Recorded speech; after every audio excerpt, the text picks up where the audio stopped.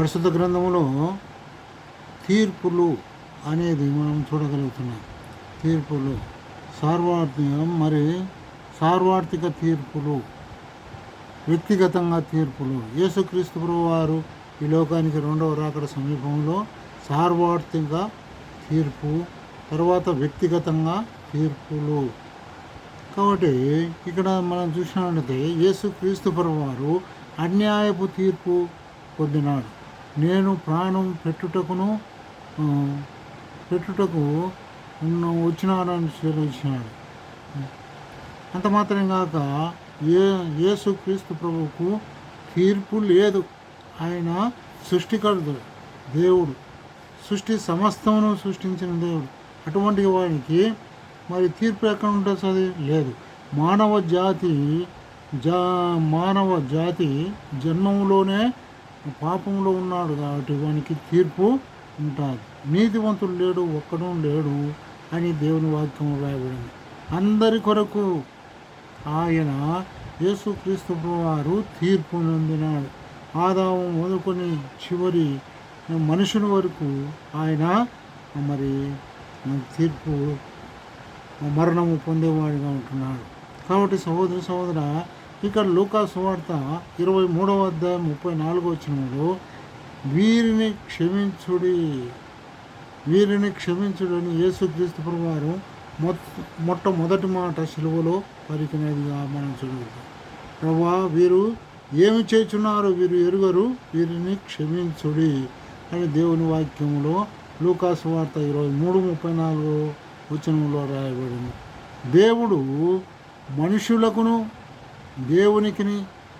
దేవునికిని మనుషులకు మధ్యవర్తిగా యేసుక్రీస్తు ప్రభువారు ఈ లోకానికి వచ్చాను అని 1 తిమోథీయులు 2:5 వచనంలో రాయబడింది. హెబ్రీయులకు రాసిన పత్రిక 8వ అధ్యాయం 1వ వచనంలో ఆయన ప్రధాన యాజకుడుగా ఈ లోకానికి వచ్చినాడు. కాబట్టి సహోదర అంత మాత్రం కాదు, ఆయన యాజకుడుగా విజ్ఞాపన చేయువాడుగా వచ్చినాడు. మరి తీర్పు నుండి ఆయన నన్ను విడిపించేవాడుగా ఈ లోకానికి వచ్చినారు. వీరిని క్షమించుడని సెలవిచ్చినాడు. కాబట్టి సహోదర యేసుక్రీస్తు ప్రభువారికి తీర్పు లేదు. అయితే నీ కొరకు నా కొరకు ఆయన అన్యాయపు తీర్పు నొందినట్టుగా మనం చూడగలుగుతున్నాం. యెషయా గ్రంథంలో 53వ అధ్యాయంలో ఆ మాట 8వ వచనంలో రాయబడినట్టుగా మనం చూడగలుగుతున్నాం. అంత మాత్రం కాక మానవ జాతికి ఆయన మొత్తానికి రక్షణ కలుగుటకై ఆయన తీర్పు తీర్చబడినాడు. అన్యాయపు తీర్పు తీర్చబడినాడు. ఆయన తీర్పు తీర్చబడుట ద్వారా నీకు నాకు రక్షణ వచ్చింది, మారుమనసు వచ్చింది. ఈ లోకం విడిచే పరలోక రాజ్యం మనకు ఉంటుందని ఒక నిరీక్షణ కలిగి ఉంటున్నది. అంత మాత్రం కాక మార్కు సువార్త 16వ అధ్యాయం 16వ వచనంలో దేవుని వాక్యం ఈ విధంగా రాయబడింది. సర్వలోకానికి వెళ్ళి సర్వ సృష్టికి సువార్త ప్రకటించని నమ్మి బాప్తిసం పొందిన వారు రక్షింపబడడం, నమ్మని వానికి శిక్ష విధింపబడని దేవుని వాక్యంలో రాయబడింది. రోమా పత్రిక 8:1 వచనంలో ఇప్పుడు క్రీస్తు యేసునందు ఉన్న వారికి ఏ శిక్షా విధి లేదని దేవుని వాక్యంలో రాయబడింది. యోహాను సువార్త 5వ అధ్యాయం 24వ వచనంలో దేవుని వాక్యం రాయబడింది. నా మాట విని నన్ను పంపిన వాని యందు విశ్వాసం ఉంచువాడు నిత్య జీవం గలవాడు. వాడు మరణంలో నుండి తీర్పులోనికి దాటింపబడినాడని దేవుని వాక్యం రాయబడింది. కాబట్టి సహోదర మానవునికి తీర్పు లేదు. యేసుక్రీస్తు ప్రభువారు మాట వినిన వానికి తీర్పు లేదు.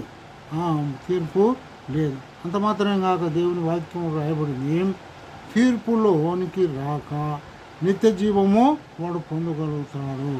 అంత మాత్రమే కాక రక్షణ మరి సహోదర ఈ లోకంలో రక్షింపబడిన తర్వాత బాప్తిసం తీసుకున్నాడు, మందిరానికి వెళుతున్నాడు. వాడు పాపం చేస్తే ఏమవుతాడు? వానికి తీర్పు ఉందా లేదా? వానికి తీర్పు లేదు. కానీ అయితే వాడు రక్షింపబడతాడు. దేవుడు వాని పాపాలు క్షమించబడతాయి.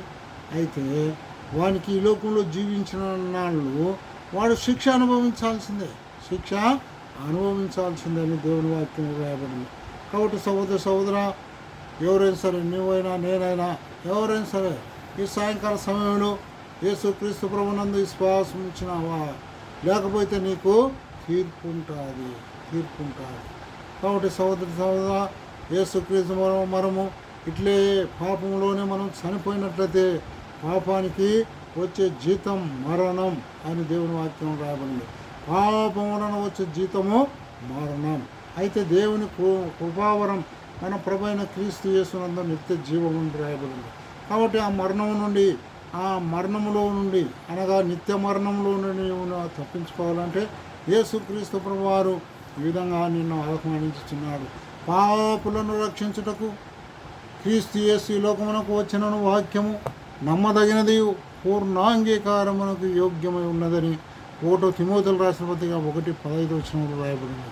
నశించిన దానిని వెదకి రక్షించుటకు మనుష్య కుమారుడి లోకానికి వచ్చాను అని దేవుని వాక్యం రాయబడింది.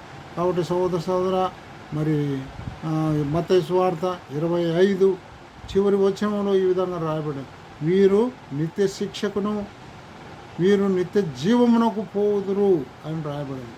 కాబట్టి సహోదర మరి యేసుక్రీస్తు ప్రభువారు రెండవసారిగా ఈ లోకానికి రాబోతున్నాడు. ఎటు రాబోతున్నాడు? సార్వత్రిక తీర్పు తీర్చేదానికి రాబోతున్నాడు. కాబట్టి సహోదర ఆ తీర్పులో నువ్వు నిలబడకుండా ఉండాలంటే మరి ప్రభువైన యేసుక్రీస్తు వారి నందు విశ్వాసం ఇచ్చు.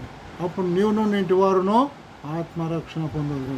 ఇంకా ఎక్కువగా తెలుసుకొని కోరినట్టయితే ప్రార్థన అవసరం. మీరు ఎట్టి వ్యాధిగ్రస్తులైనా సరే మరి మీకు ప్రార్థన కావాలని అంటే ఏ భారంలో ఉన్నప్పటికీ ప్రార్థన కోరినట్టయితే మాకు రాయండి, మేము మీ కొరకు ఎల్లప్పుడూ ప్రార్థించే వారిగా ఉంటాం. దేవుడు వాక్యమును దీవించుగాక.